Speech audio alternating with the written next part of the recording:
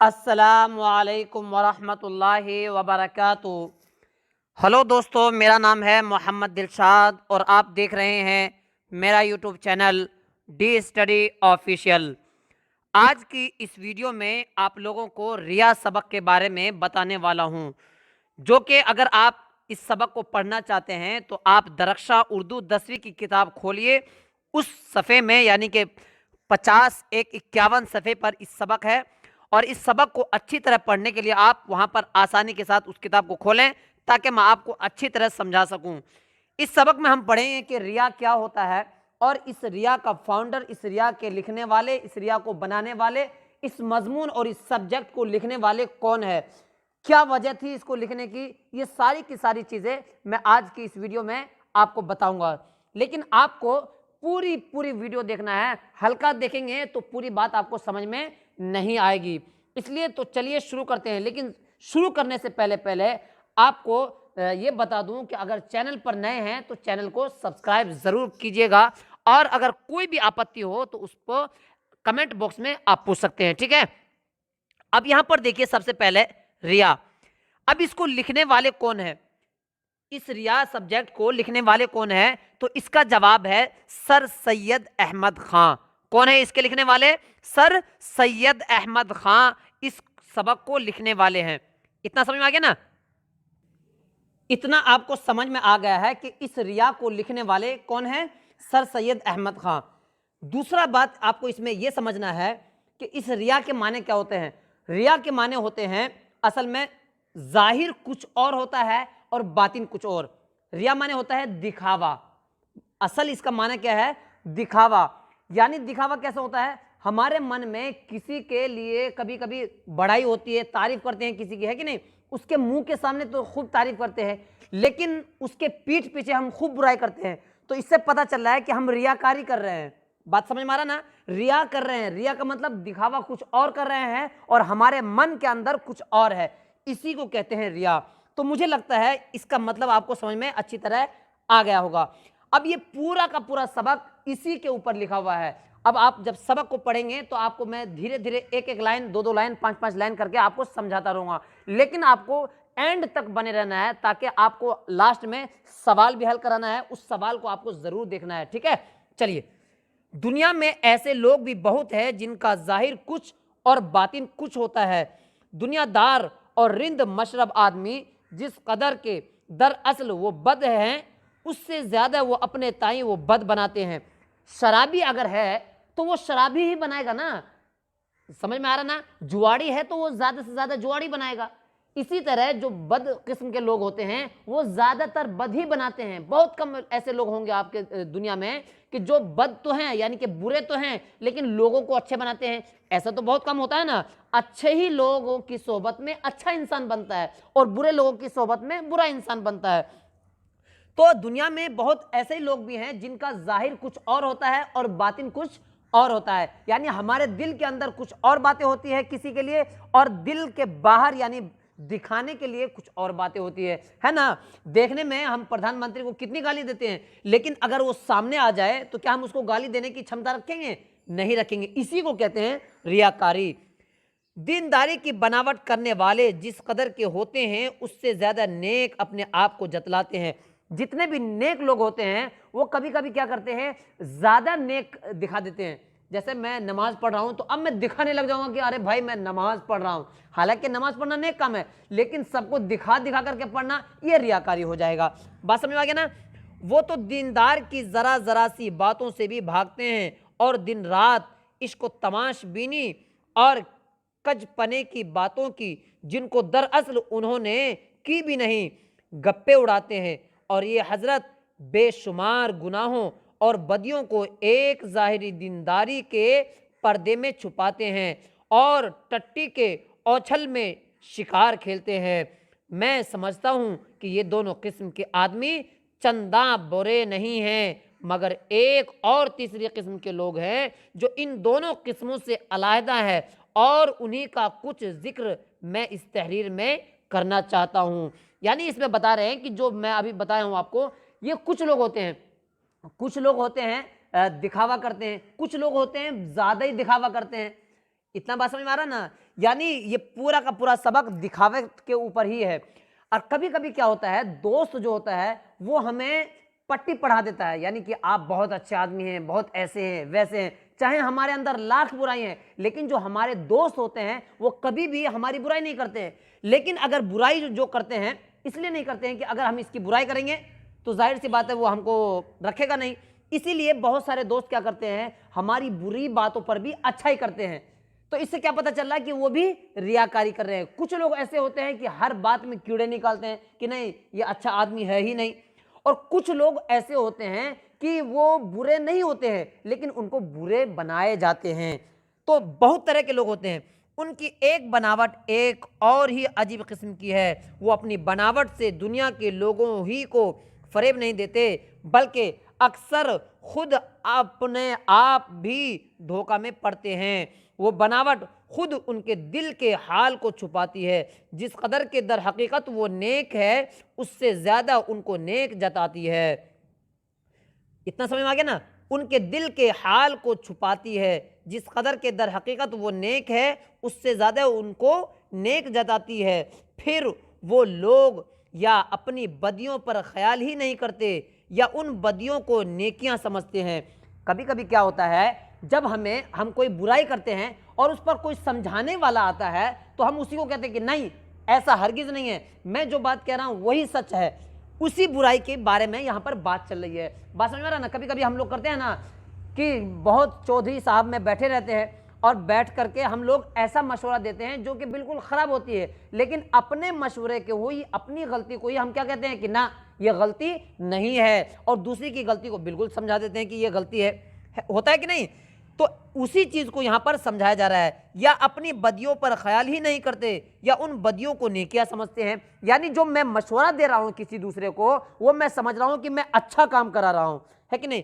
मुक़द्दस दाऊद अलैहिस्सलाम ने निहायत दिलचस्प लफ्ज़ों में इस बुराई से पनाह मांगी है और इस तरह पर खुदा की मुनाजात की है। यानी दाऊद अलैहिस्सलाम एक नबी है, समझ में आ रहा ना। जिस तरह हमारे नबी सल्लल्लाहु अलैहि वसल्लम मोहम्मद सल्लल्लाहु अलैहि वसल्लम है, ठीक इसी तरह पिछले कौमों में दाऊद अलैहिस्सलाम आए तो उन्होंने अल्लाह तबारक व तआला से जाहिर किया, ए अल्लाह दिल पर तो तेरा ही इख्तियार है, तो मुझे ऐसा इख्तियार दे दे कि मैं अपने आप को अच्छा दिल बना लूँ, अपने आप को अच्छा इंसान बना लूँ।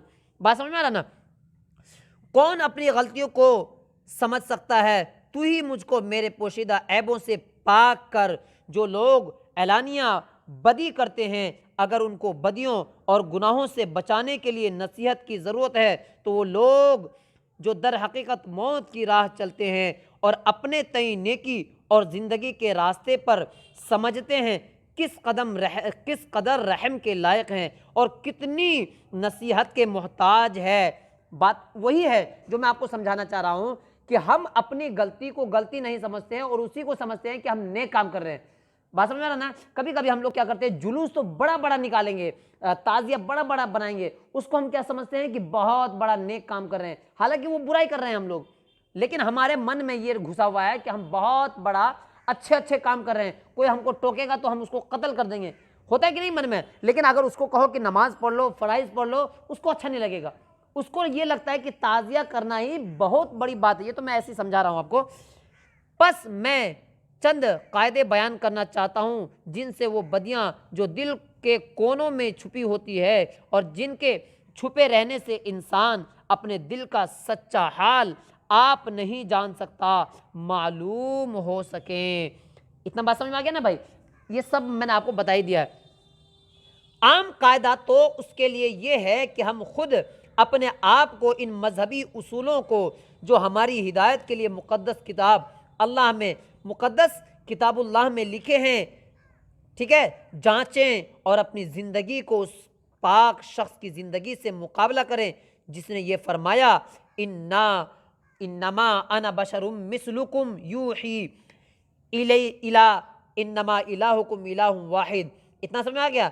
इतना यह है कि मतलब जैसे अल्लाह के रसूल सल्लल्लाहु अलैहि वसल्लम ने फरमाया, बिलाशुबा मैं तुम्हारी तरह इंसान हूँ, बस मेरे पास वही आती है और तुम्हारे पास नहीं आती है। इन्नमा अना बशरुम मिसलुकुम यूही इला इन्नमा इलाहुकुम इलाहुम वाहिद, और बेशक तुम्हारा माबूद एक है इलाहुकुम यानी तुम्हारा माबूद इलाहु वाहिद एक है। और जो इस दर्जे कमाल तक पहुंचा जहां तक उस इंसान का पहुंचना मुमकिन है और जिसकी ज़िंदगी हमारी ज़िंदगी के लिए नमूना है और जो अपनी पैरवी करने वालों के लिए बल्कि तमाम दुनिया के लिए बड़ा हादी और बहुत बड़ा दाना उस्ताद है। देखिए यहाँ पर बताया गया है कि अगर हमें ज़िंदगी गुजारनी है तो उस नबी सल्लल्लाहु अलैहि वसल्लम की ज़िंदगी को अपने आप में आइडल बनाना है, नमूना बनाना है। किन की ज़िंदगी? हमारे नबी मोहम्मद सल्लल्लाहु अलैहि वसल्लम के उसवे को पढ़ना है, उनकी ज़िंदगियों को पढ़ना है, जिसमें कुरान करीम में ये पूरी की पूरी बात लिखी गई है। इसका पूरा शान नुज़ूल आप पढ़िए, हमारे नबी सल्लल्लाहु अलैहि वसल्लम ने कैसी ज़िंदगी गुजारी है और कैसा दिल हमें रखना चाहिए, किसके लिए नफरत, किसके लिए मोहब्बत, ये सारी की सारी उसमें बातें बताई गई है। इन दोनों कायदों के बरतने में बड़ी बड़ी गलतियां पड़ती है। कुछ तो लोगों के समझ में गलतियां होती है और कुछ आपस में इख्तिलाफ राय होता है जो जो बन हुए नहीं रह सकते और कुछ ज़माने के गुज़रने से ठीक ठीक हालत और कैफियत उन वाक़यात की जो गुज़रे मालूम नहीं हो सकती। इसलिए बरखिलाफ़ अगले मुसलमान, यहाँ पर पूरा का पूरा आपको यहाँ पर अच्छी तरह दिखा दूँ ताकि आपको समझ में आ जाए।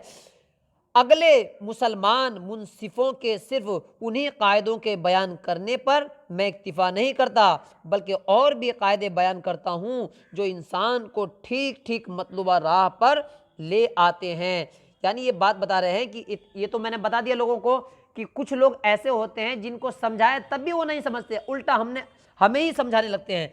लेकिन और भी रास्ते मैं बता रहा हूं कि कैसे कैसे लोग इस दुनिया में होते हैं।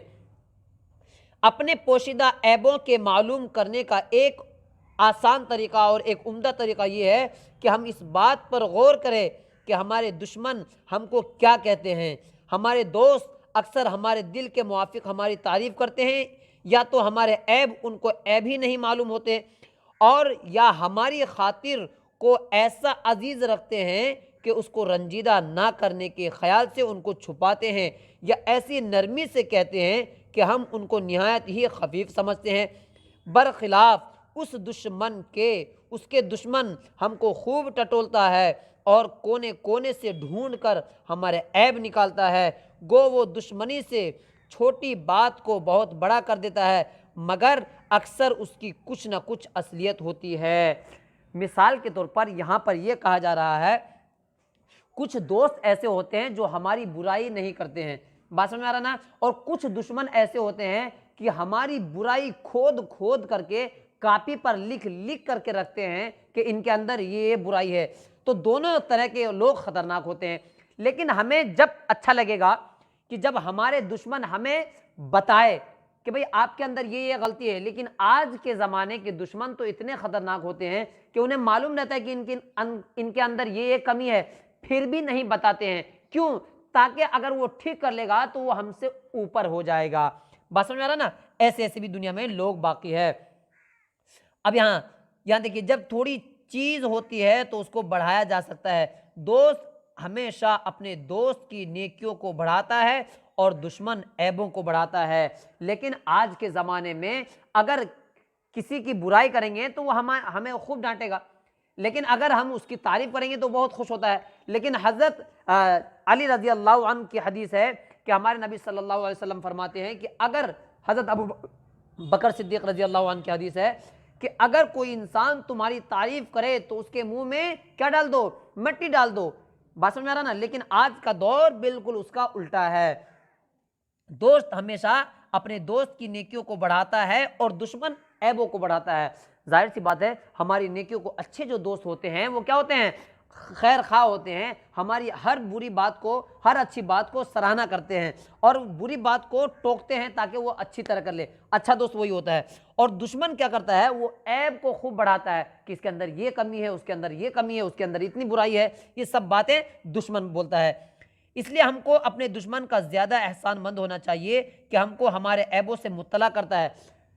दुश्मन से अच्छा दोस्त नहीं होता है। क्यों नहीं होता है? कि दुश्मन जो है वो हमारी बुराइयों पर ध्यान देता है, तब ना हम अच्छा काम कर सकते हैं। लेकिन दोस्त जो है वो चापलूसी करता है, वो कहता है कि नहीं, जो आप कह रहे हैं वही सही है। मैं कह रहा हूं कि भाई सूरज जो है वो नदी से निकलता है, तो हमारा दोस्त क्या कहता है, हाँ बिल्कुल सही फरमाया आपने, वो क्या, उसको चापलूसी की आदत है। लेकिन हमारे जो दुश्मन है वो डट कर मुकाबला करते हैं कि नहीं, सूरज जो निकलता है वो कहां से निकलता है, बल्कि आसमान से, उधर से निकलता है। समझ में आ रहा ना? तो पूरब से निकलता है और पश्चिम में छुपता है, ये पूरा का पूरा वो बात कह देते हैं। वो डरते नहीं हैं, वो डरते भी नहीं हैं। तो ऐसे ही दुश्मन ठीक है, और हमें उनका एहसान मानना चाहिए, क्योंकि दुश्मन जितने भी है, अगर दुनिया में दुश्मन ही ना हो तो हमारी जिंदगी अच्छी नहीं चल सकती है। दुश्मन ही की वजह से हमारी जिंदगी अच्छी चलती है, क्योंकि उससे पता चलता रहता है कि हमारे अंदर क्या क्या खराबी है। अगर हमने उसके तानों के सबब उन ऐबों को छोड़ दिया तो दुश्मन से हमको वही नतीजा मिला जो एक शफीक उस्ताद से मिलना चाहिए था। दुश्मन जो ऐब सही या गलत हम में लगाता है, हमारे फ़ायदे से खाली नहीं। अगर वो हम में होता है तो हम अपने ऐब से मुत्तला होते हैं, और अगर नहीं होता तो खुदा का शुक्र करते हैं कि वो ऐब हम में नहीं। अगर दुश्मन कोई कह रहा है कि इनके अंदर ये बुराई है और इन्होंने इस बुराई को किया है, अगर हमने अपने आप में किया है तब तो हमें उससे बाखबर रहना है, उस बुराई को नहीं करना है। और अगर हमने वाकई में किया ही नहीं है, बात समझ में आ रहा ना, यानी किया ही नहीं उस बुराई को, तब हमें बिल्कुल उससे मोहतात रहना है कि भाई मैंने तो किया ही नहीं उस बुराई को। लेकिन अगर हमने किया है तो उससे पनाह मांग लेना है, उस बुराई से रुक जाना है। तो दो दुश्मन अच्छा हुआ ना दोस्त के मुकाबले में। अब यहां पर वो ऐब हम में से नहीं है। सच है कि दुश्मन अज दोस्त ना से तरस। अब आगे चलते हैं, ठीक है। दुश्मन दोस्त से ज्यादा नासे है, इसलिए कि वो दोस्त सिवाय नेकी के और कुछ नहीं कहता, और वो दुश्मन सिवाय बुराई के और कुछ नहीं कहता। प्लूटार्क का दुश्मनी के फायदों पर जो मजमून है, उसमें उसने ये बात लिखी है कि दुश्मन जो हमको बदनाम करते हैं उससे हमको हमारी बुराइयां मालूम होती है, और हमारी गुफ्तगू में और हमारे चाल चलन में और हमारी तहरीर में जो कमी है, जो नुक्स है, वो बगैर ऐसे दुश्मन की मदद के कभी मालूम नहीं होते। जब तक दुश्मन नहीं होगा तब तक हम तरक्की भी नहीं कर सकते हैं, ये पक्की बात है। अला हाजल कयास, यानी इसी कयास पर अगर हम खुद अपने आप को समझना चाहें कि हम क्या है, तो हमको इसी बात पर गौर करना चाहिए कि जो लोग हमारी तारीफ करते हैं उसमें से हम किस कदर के मुस्तहिक है, और फिर ये सोचना चाहिए कि जिन कामों के सबब से वो तारीफ करते हैं या नहीं करते हैं, और फिर हमको ये भी समझना चाहिए कि वो नेकियां जिनके सबब हमारी तारीफ करने वाले हमारी तारीफ करते हैं, दरअसल हम में कहाँ तक है। इन बातों पर इंसान को बखूबी गौर करना निहायत ज़रूरी है, क्योंकि हमारा ये हाल है कि कभी तो हम लोगों के रायों को जो हमारी निस्बत हैं पसंद करके अपने लिए बहुत बड़ा समझने लगते हैं, और कभी उनको नापसंद करते हैं, और जो कुछ हमारा दिल कहता है उसके मुकाबले में उन तमाम रायों को नहीं मानते। बात क्या होता है, कभी कभी दुश्मन तो हमारे बुराई को बताता है, लेकिन दोस्त हमारी बुराई को भी इतनी अच्छी से तारीफ करता है कि नहीं, अरे आपके अंदर तो कोई बुराई है ही नहीं, अरे आप तो देवी हैं भाई, आप तो ऐसे हैं, आप तो ढिमकाना साहब है, आप तो फलाना साहब बन जाएंगे। ये सब क्या होता है, पूरा का पूरा मुंह हमारा भर देता है तारीफ से। तो हमें बुराई का मालूम ही नहीं होता है, और हम यही समझते हैं कि हम अच्छे आदमी हैं, लेकिन हम होते हैं खराब, और हम इस लायक होते भी नहीं हैं। आमतौर पर हमारी तारीफ की जाती है, बस खुश होते हैं। तो इस सब चीज से हमें पाक रहना चाहिए, ठीक है। हमको ऐसी नेकी पर भी जिसको हमने अपने ख्याल में नेक समझा है, मगर दर हकीकत उसकी नेकी मुश्तबा है, ज़्यादा इसरार नहीं करना चाहिए, बल्कि लोगों की रायों को भी निहायत कद्र व मंजिलत करनी चाहिए। यानी अपनी राय को हर जगह पर थोपना नहीं है, बल्कि बहुत सारे लोगों ने बात रखी है तो उस बात में ध्यान रखना है कि क्या किसकी बात सही लग रही है, किसकी बात में दम है, वो याद रखना है। ये नहीं कि भाई उसने कहा तो उसने गलत ही कहा होगा, हमने कहा तो हमारी बात सही होगी, ऐसा नहीं। जो अक्लमंद और नेक दिल है, और जिस तरह हम नेक दिली से बात कहते हैं उसी तरह वो भी नेक दिली से हमसे मुखालफत करते हैं, मगर ये भी देखना चाहिए कि उन इख्तिलाफ करने वालों ने सिर्फ आज़ादी राय और इस दिली नेकी से जिसके सरचश्मे की सूत कुदरत ने हर एक इंसान के दिल में खोली है, इख्तिलाफ किया है। क्या किसी बैरूनी दबाव या पाबंदी, रस्म व रिवाज और तासुब और तकलीद ने उनके दिल को फेरा है। क्योंकि अगर ये पिछली बात, अगर ये छुपी बात, अगर ये पिछली बात है, ये समझ में ना, अगर ये पिछली बात इख्तिलाफ राय का सबब हो तो वो निहायत बेकदर हो जाती है। यानी बहुत सारे ऐसे ही होता है जो मैंने आपको अच्छी तरह समझा दिया है। अगर इसमें भी कुछ और समझ में ना आए तो मुझे कह दीजिएगा आपको। अब यहाँ पर देखिए, जहाँ हमको धोखा खाने का एहतमाल है वहाँ हमको निहायत होशियारी और बहुत ख़बरदारी से काम करना चाहिए। बात समझ में आ रहा ना, खबरदारी से काम करना चाहिए। हद से ज़्यादा सरगर्मी और तासुब और किसी ख़ास फ़िरक़े को या किसी ख़ास राय के लोगों को बुरा और हक़ीर समझना, ये ऐसी बातें हैं जिनसे हज़ारों आफतें पैदा होती है। देखिए, इससे पता चल रहा है कि अगर दूसरे को हक़ीर समझेंगे, दूसरी की बातों को कदर नहीं करेंगे, तो बहुत सारी बीमारियां आ सकती है, मुसीबतें आ सकती हैं हमारे ऊपर। ठीक है, वो फ़ी नफ्सी ही निहायत ही बुरी है, गो के वो हमसे कमज़ोर दिल आदमियों को अच्छी मालूम होती है। मगर उस पर भी ख्याल रखना चाहिए कि ऐसे लोग भी दुनिया में है जो दीनदारी और नेकी के लिए बहुत निहायत मशहूर है, मगर निहायत लग़्व और निरे शैतानी उसूलों को नेकी समझकर अपने दिलों में उसकी जड़ गाड़ दी है। मैं इस बात को इकरार करता हूँ कि मैंने आज तक कोई ऐसा अक्लमंद और इंसाफ पसंद शख्स नहीं देखा जिसमें पूरी पूरी ये सब बातें हों और फिर भी गुनाह से पाक हो। यानी बहुत कम लोग ऐसे होते हैं जो दूसरे की रायों को राय समझते हैं, बहुत कम ऐसे लोग होते हैं, और बहुत कम ऐसे लोग होते हैं जो दूसरे की कदर करते हैं। सब चीज़ें जमा किसी के अंदर भी नहीं होती है, हर एक के अंदर कुछ ना कुछ खामियां कमी रहती है।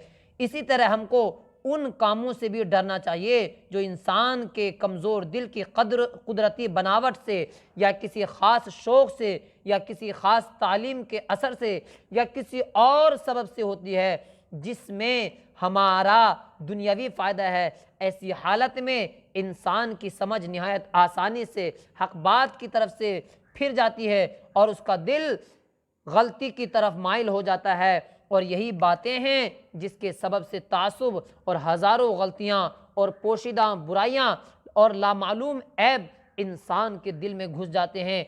जिस काम के करने में अक्ल के सिवा और जज्बों की भी तरगीब हो, उसके करने में अक्लमंद आदमी को हमेशा डरना और हमेशा उस पर शुबा करना चाहिए कि ज़रूर इसमें कोई ना कोई बुराई छुपी हुई होगी। बस समझ में आ रहा है? सुनते रहिए और चलते रहिए आगे। इन उसूलों पर अपने ख्यालों को जांचना और अपने दिल को टटोलना और दिल के तारीक जज्बों को ढूंढना हमारे लिए इससे बढ़कर कोई चीज़ मुफीद नहीं है। अगर हम अपने दिल में ऐसी मजबूत नेकी बैठानी चाहें जो क़यामत के दिन हमारे काम आवे, जिस दिन के हमारे भेदों को जानने वाला हमारे दिल को जांचेगा, जिसकी अक्ल और इंसाफ की कुछ इंतहा नहीं, तो उन उसूलों पर चलने से बेहतर हमारे लिए कोई राह नहीं। हमारे बानी इस्लाम हज़रत मोहम्मद सल्लल्लाहु अलैहि वसल्लम ने जब हमको ये सिखाया कि खुदा हर जगह हाजिर और नाजिर है, हमारे दिल के छुपे भेदों को जानता है, तो उसने किस खूबी और ख़ूबसूरती से इस रियाकारी की बुराई हमको बतला दी जिससे इंसान दुनिया को धोखा देता है और ख़ुद अपने आप को ही फरेब में डालता है, यानी धोखे में डालता है। दाऊद अलैहिस्सलाम ने भी अपनी मुनाजात में इस रियाकारी के खौफ को, डर को, जिससे इंसान खुद अपने आप को धोखा देता है, निहायत दिलचस्प लफ्ज़ों में अदा किया है, जहाँ उसने कहा है, ए खुदा मुझको जांच, मेरे दिल की तह को ढूंढ, मेरे ख्यालों को देख, मुझको बखूबी परख कि मुझ में किस बुराई ने राह ली है और मुझको ऐसी राह पर ले चल जो हमेशा कायम और दायम है। यहाँ पर देखिए बहुत सारी दाऊद अलैहिस्सलाम ने भी अपनी अपनी बातें कही।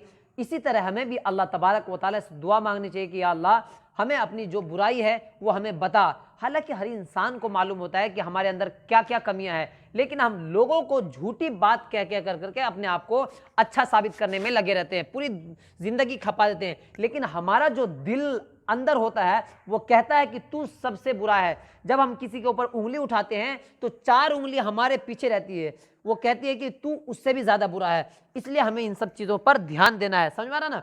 अब यहां पर सवाल हल करते हैं, मुख्तसर सवालात। सर सैयद की पैदाइश कब हुई? तो सर सैयद की पैदाइश 1817 में हुई। कब हुई है भाई? 1817 में हुई है। 1817 में सर सैयद अहमद साहब की पैदाइश हुई है। अब अगला सवाल, सर सैयद की वालदा का नाम। इनकी वालदा का नाम है अजीजुन निसा। अजीजुन निसा।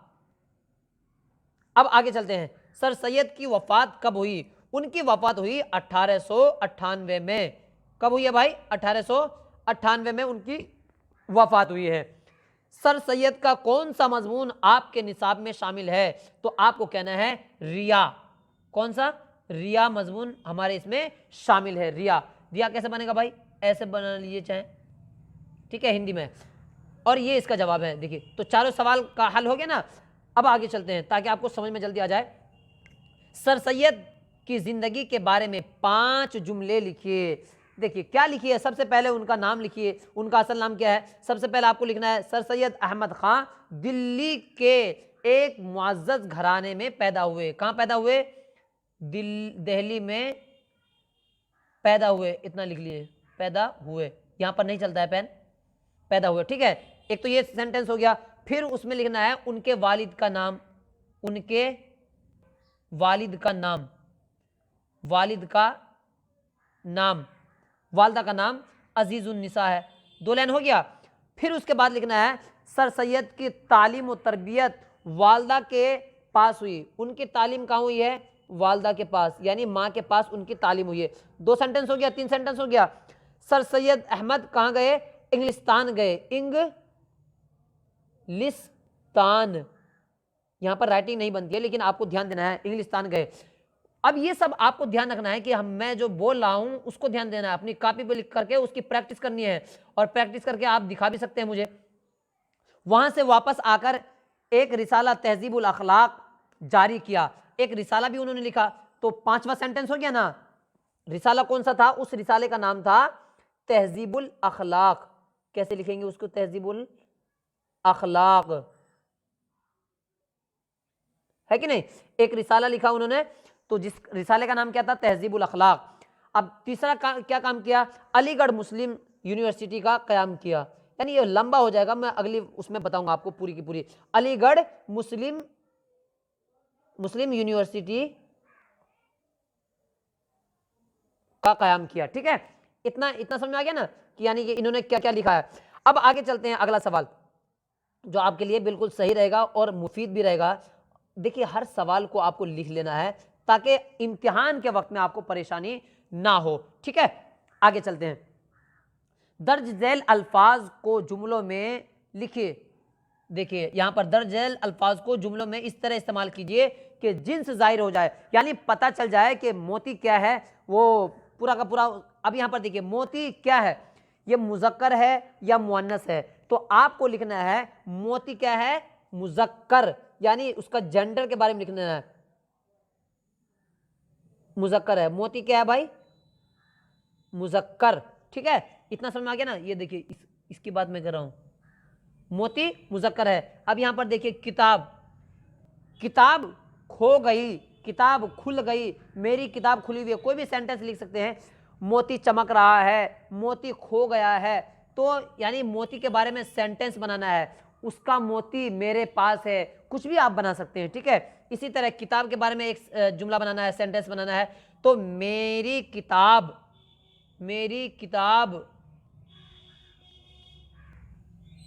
नई है, ठीक है, सेंटेंस बन गया। इसी तरह वक्त, यहां पर देखिए वक्त है ना, ये वक्त के बारे में भी। अब ये वक्त क्या है? वक्त गुजरता जा रहा है, हर काम का वक्त मुअय्यन है, तो वक्त भी क्या है? मुज़क्कर है। और ये किताब क्या है? मुअन्नस, यानी कि ये किताब मुअन्नस है।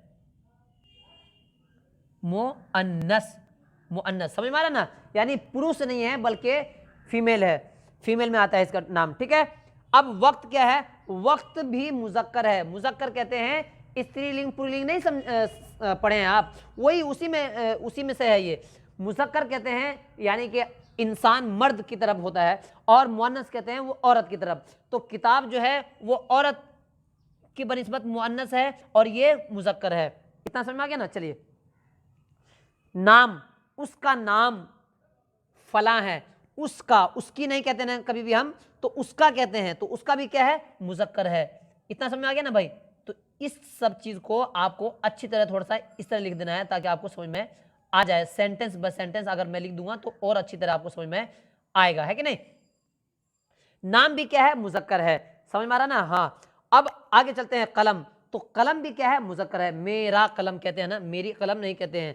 मेरा कलम खो गया, मेरा कलम पुराना है, कुछ भी आप ऐसा सेंटेंस बना सकते हैं। तो तीसरा देखिए यहां पर क्या है, मजमून के बारे में 5 जुमले लिखिए। क्या लिखिए भाई, मजमून के बारे में 5 जुमले लिखिए। अब इसमें आपको क्या लिखना है, मजमून के बारे में 5 जुमले लिखना है कि मजमून निगारी अदब की कदीम सिन्फ है। क्या है, मजमून फैलाव होता है, मजमून निगारी में काफी फैलाव होता है। ठीक है, देखिए मैं आपके सामने लिख रहा हूं ताकि आपको समझ में आए। मजमून छोटा भी होता है, ये छोटा भी होता है और बड़ा भी होता है, इसकी कोई कैद नहीं। ठीक है,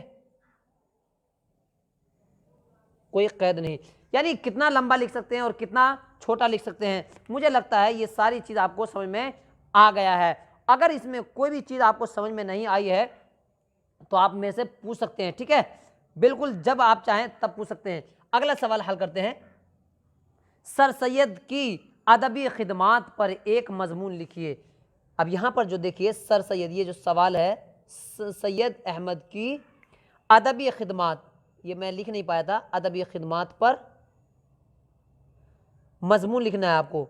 यानी सर सैयद के बारे में वहां पर मजमून लिखने के लिए जरूर आएगा, तो आपको वहां पर लिखना पड़ेगा। ठीक है, क्या क्या लिखेंगे मैं आपको बोल देता हूं ताकि आप वहां पर लिख सकें, वरना वीडियो बहुत ज्यादा लंबी हो जाएगी। सर सैयद को बुजुर्ग कौम के नाम से याद किया जाता है और उर्दू अदब पर उनके बहुत सारे एहसानात हैं। जाहिर सी बात है, उन्हीं की वजह से हम लोगों ने उर्दू सीखा है। खुसूसन उर्दू नसर उनके बारे एहसान को भूल नहीं सकता। यानी उर्दू जो है लिखा, जो हम लोग पढ़ रहे हैं, उर्दू सर सैयद अहमद साहब की ही देन है। उनके एहसान को हम भूल नहीं सकते हैं। कौम के लिए सर सैयद की सबसे बड़ी खिदमत अलीगढ़ मुस्लिम यूनिवर्सिटी का क़याम है। यानी उन्होंने बहुत बड़ी यूनिवर्सिटी का क़याम किया। सर सैयद की इल्मी तहरीक, जिसे अलीगढ़ तहरीक के नाम से याद किया जाता है, बहुत बड़ा अदबी कारनामा है। उनका बहुत बड़ा कारनामा अदबी कौन सा है, वो कौन सा है बताइए भाई, वो है अलीगढ़ तहरीक। ये बड़ा कारनामा है। सर सैयद और उनके दोस्त ने इस तहरीक के ज़रिए उर्दू के दामन को बहुत फैलाया। इस तहरीक ने नस्र में हाली, शिबली और मजमून नवेसी में मौलवी ज़काउल्ला और ख्वाजा गुलाम अस्सैदैन ने गिरा हाय नुमाया अंजाम दिए हैं। समझ में आ रहा ना है, ये सब उनकी खिदमत है। यहाँ पर उन्होंने पूरी की पूरी बात आपको लिख देना है कि उन्होंने क्या क्या खिदमत अंजाम दिए। 2-3 मैंने आपको नाम गिनवा दिया है। क्या नाम गिनवाया है, एक तो बड़ा काम क्या है, उन्होंने अलीगढ़ तहरीक के नाम से उनको याद किया जाता है, जो इल्मी तहरीक है। ठीक है, दूसरा उन्होंने क्या बहुत बड़ा अंजाम दिया है, उन्होंने सबसे पहले अलीगढ़ मुस्लिम यूनिवर्सिटी का क़याम किया है। सबसे पहले नहीं हुआ था, पहले तो मोहम्मदन एंग्लो ओरिएंटल कॉलेज के नाम से उन्होंने बयान किया। बयान किया का मतलब क़याम किया, क़याम किया का मतलब बनवाया, तामीर कराया। ठीक है, बुनियाद रखी। और उससे भी पहले दारुल के नाम से था। तो पहले सबसे शुरू में दारुल के नाम से था, उसके बाद मोहम्मदन एंग्लो ओरिएंटल कॉलेज के नाम से हुआ वही चीज़, उसके बाद फिर लास्ट में अलीगढ़ मुस्लिम यूनिवर्सिटी ने रुख इख्तियार कर लिया। तो मुझे लगता है इतनी सारी चीज़ आपको समझ में आ गई होंगी। अगर इस मजमून को, यानी जो लास्ट वाला जो मजमून है, सर सैयद की अदबी खिदमात पर एक मजमून लिखिए, इसको अगर आपको अच्छी तरह लिखना है तो या तो कमेंट में लिखा हुआ है या यहाँ पर पूरा का पूरा आपको मैं लिख देता हूँ। ठीक है, तो और कोई भी इश्काल है, कोई आपत्ति है तो आप आराम से पूछ सकते हैं। कोई भी गलती है और कोई भी बात है तो आप आसानी के साथ पूछ सकते हैं। मिलते हैं अगली वीडियो में आपको जब मैं अगली वीडियो पढ़ाऊंगा डॉक्टर अब्दुल मुगनी, उसको पूरी की पूरी डिटेल में आपको पढ़ाऊंगा। उसमें कोई भी आपत्ति होगी तब भी आपको कमेंट बॉक्स में जरूर कहना है। ये वीडियो कैसी लगी? अगर अच्छी लगी है तो लाइक कीजिए, सब्सक्राइब कीजिए और दूसरे भाई को भी शेयर कीजिए, और उन भाइयों तक भी इस वीडियो को पहुंचाइए जो बच्चे इस साल 10वीं का एग्जाम देंगे, ताकि वो भी अच्छे एग्जाम मार्क्स ला सके और आपको भी सवाब मिल सके। तो मिलते हैं अगली वीडियो में, तब तक के लिए खुदा हाफिज।